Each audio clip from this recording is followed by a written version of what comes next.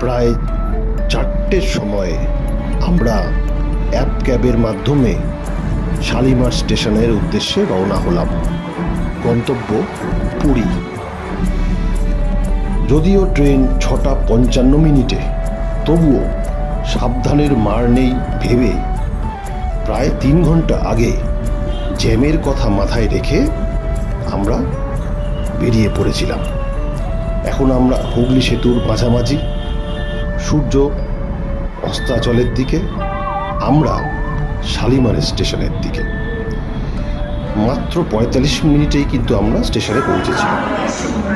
ছাড়বার দেখতে থাক, সব দেখতে পাবো। 1 ঘন্টা আগে স্টেশনে ট্রেন এসে ঢুকলো। আমরা অধীর আগ্রহে দাঁড়িয়েছিলাম কখন ট্রেন আসে। মনের মধ্যে একটা চাপা উত্তেজনা।